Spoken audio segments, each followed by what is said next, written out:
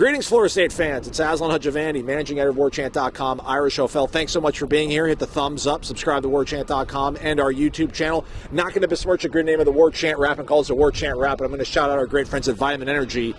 Go check them out. VitaminEnergy.com, promo code WarchantBOGO. Beautiful day in Tallahassee, but that's not why we're out here hanging out. I always called you Corey, Ira. I apologize. But it is a beautiful day. It is a beautiful day, despite Corey not being here. Yes. Both coordinators, newly hired.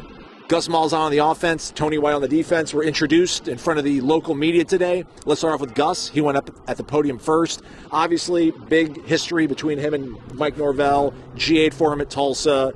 The ties go on from there. Big boy football. Big boy football has returned to Tallahassee. It feels like it felt surreal seeing Gus Malzahn on the podium. Not so much because he coached against Florida State in the BCS national title game, which he had a couple funny comments about. Well, I've got to walk by the picture of the guy catching the ball there, so I'll go to the office every day. But did you guys have the signs from Florida State in that game? No, we didn't. But I'm not saying we weren't trying, but they thought we did. Just his stature in the game, how long he's been in the game, how successful he's been, kind of felt like a breath of fresh air has been injected into the program. Yeah, and I thought, his message about one of his talking points was about how he's just an old ball coach, and he just wants to get back to being an old ball coach. He's been a head coach now for over a decade, back 8 years at Auburn, had a lot of success.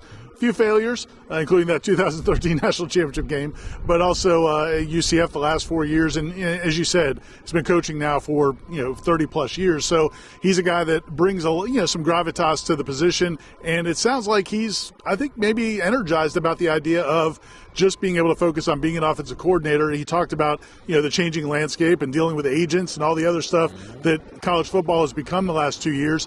It seemed like maybe this might reinvigorate him a little bit. The landscape and the job description of a head college football coach has changed dramatically in the last 2 years with everything, the transfer portal to collectives to agents and everything that goes with that. And I'm just an old school football coach, man. I love coaching football, and head coaches, it's hard to do that a lot. What I like to hear from him, I asked him about when he takes this job and you start evaluating talent. Like, do you start asking people in the building first, like, what do you think about this player? Do you come into this thing fresh-eyed and then make your own determinations? The fact that he said that's exactly what he does, like, he comes here, he wants to sit down and talk to these guys one-on-one before he starts asking around the building for guys, just makes me really. And the fact that he said he's going to call the plays, this is his operation, man. 100%. Which that's exciting, but then it's also exciting to think about what Mike possibly can be as CEO when he's not having to yell at running backs and receivers and quarterbacks and offensive line, because it feels like Herb Hand's going to keep the offensive line covered. Gus is going to be able to work. It's going to be a very collaborative approach, but it's Gus's show, and that's going to free all sorts of mental capacity for Mike Norvell to lead the program. Yeah, and I think, when Gus also talked about how, the coaching staff, and Tony White, who we'll talk about in a minute, they talked about this coaching staff. You get the sense that this may not be totally locked in with what it is right now. I mean, there still could be possibly changes to come, so we'll have to see. But, yeah, he brings in his offensive line coach, Herb Hand, who he worked with for years. I mean, obviously at UCF, but previously at Auburn and back to their days at Tulsa. And also, just that familiarity. But he also talked about, I thought it was interesting, talking about what he looks for in a quarterback. And he said the number one thing is a winner, but he also talked about how he's adjusted it through the years based on the talents of that player and also what's around them. And I think you've talked about that before. Like, when you look at his offenses, he has changed it based on personnel. Yeah, man, Jarrett Stidham is not Nick Marshall, who's not Bo Nix, who's not Cam Newton. By the way, Auburn was 2-10 the year before he took the head coaching job. Took him to a national title game first year. You're not saying, but parallels. You might be saying. I'm saying parallels. Yeah, and listen, I mean, the whole crux of his offense was like he did this at the high school level to make it easy and simple. So it is one size fits all, but it's not one size fits all. In terms, I think when he knows what he wants, like there's a huge spectrum of guys he can pull from. Right. But when he identifies the guy he wants, he's going to be able to make this thing run. Physicality, something he talked about. Yes. Running the football, that's got to make fans also excited to hear about. Yeah, for sure. And also, what he's looking for in a quarterback, the two kind of, I guess, main things he's looking for is guys that can extend plays. That's important. And then guys who can make big plays down the field, push the ball down the field. So, again, they're bringing in, he couldn't talk about Thomas Castellanos, who's here at Florida State right now on his official visit, but we could talk about him. But, he is a guy that kind of has those traits. traits. I don't know if Thomas Castellanos will be a guy who is going to sit back and dissect the defense, but in terms of extending plays, there's no doubt he can do that. And then also he does have the ability to push the ball down the field and hit big plays, and that's kind of what this offense could be. Now the key is they've got to go get some receivers who can go make those plays. Right. Did you want to add anything about Thomas being here on campus? We did see him walking in. Our Matt Lasserre's been posted up at the bench earlier in the morning, and then went in their press conference. Matt and Michael are both out here with two guys. Were they? Two guys, one quarterback. I mean, it's an important thing. I mean, they got to get this right, but just you got to say that he's a priority, right? I mean, I don't know if it's if the position is a priority or he's a priority or both. How much overlap there is between the two things? Because that was the name that was murmured along earlier. It was kind of firmed up earlier this week, and now he's here on campus.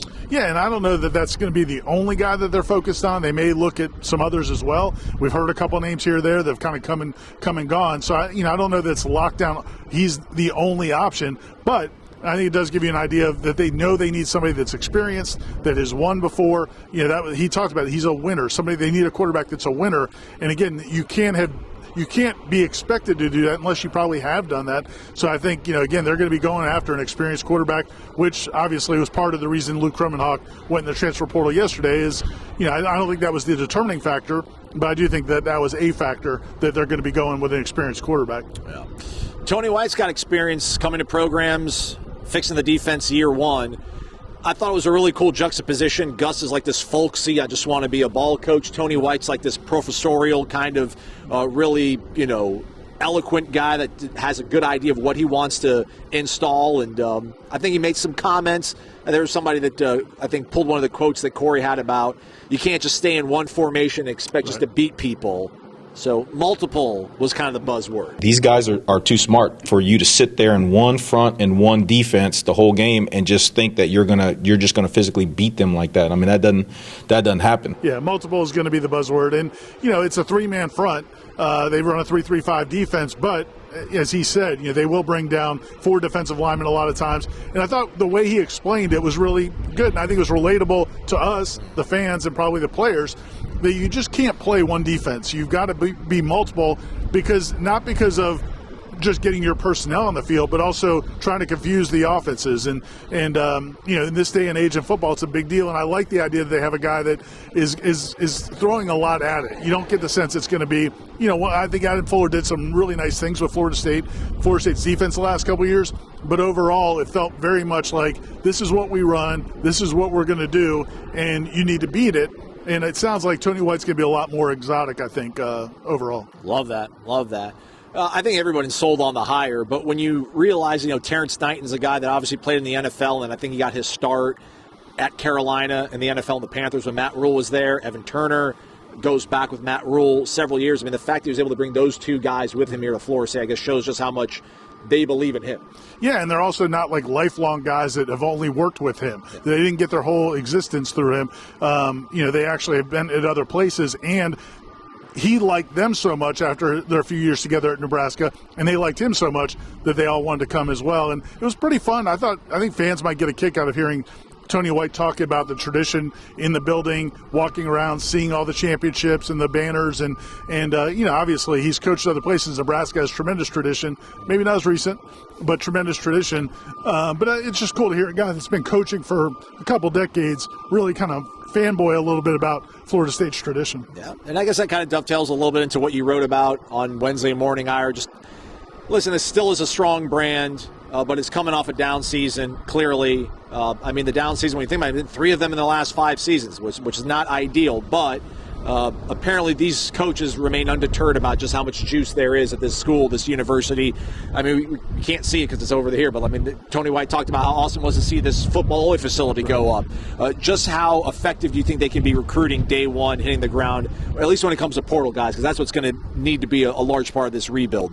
Yeah, and I think Gus Malzahn really talked about that a lot, about the, just when you get kids on the phone, the kinds of players that are taking their calls in the transfer portal, and then their reactions to the idea of playing at Florida State, it's palpable. And as you mentioned, Tony White talked about this new facility. A lot of people, I know Corey's kind of harped on it over the last couple of years, a lot of people wonder why are they investing all this money into a standalone facility.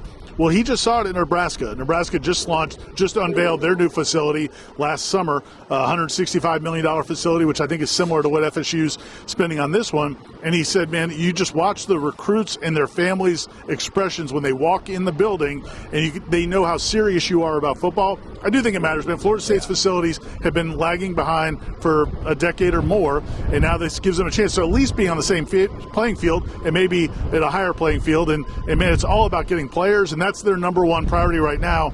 That was pretty clear. I think they were watching the clock to see how quickly they could get out of that press conference because they need to go get players. Yeah, it's like, listen, I'd rather have a 3% loan on my house than a 6% loan, so I get the money aspect when it comes to like NIL, but I'd also like to have a really nice house too, So, I mean, you need these things to go along with all the other things that you use to recruit players, because everybody's putting together packages that are very handsome when it comes to monetary inducements. But they all have these really cool places where you can hang out all day long when you're not in class and not playing football. So it is a vital part of it. What should we spin ahead to now, Ira? What should we look ahead to? Live show, Wake Up Warchant, 6 o'clock. Corey Clark will be on that, everybody. You can hear from him. The good stuff. That's when the good stuff really comes. But, yeah, tons of recruiting coverage, portal coverage. Matt and Michael are all over that. They'll be out here. There'll be visitors continuing throughout this week. We'll have, obviously, hopefully, Thomas Castellanos will talk about after his visit about how that went. They've got other players coming in.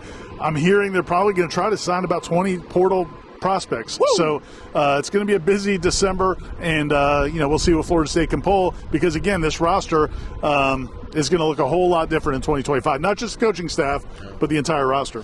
All right, we're excited to talk about it and write about it. Check out warchant.com. Hit the thumbs up on the way out. Subscribe. I don't know if the 150 deal, is that still going on? I don't think it's going on any longer. I'm not sure either. Well, you had your shot, everybody. Now you got to pay full freight, but it's going to be worth it as we get this climb going back. Matt's actually back there. You can't see him. Maybe he's in the frame, but he's posted up. He's ready to. He's on Castellanos watch. Pounce on the recruits. Castellanos watch. For Ira, I'm Aslan. Thanks for watching. Stay connected to warchant.com, the ultimate Seminole sports source.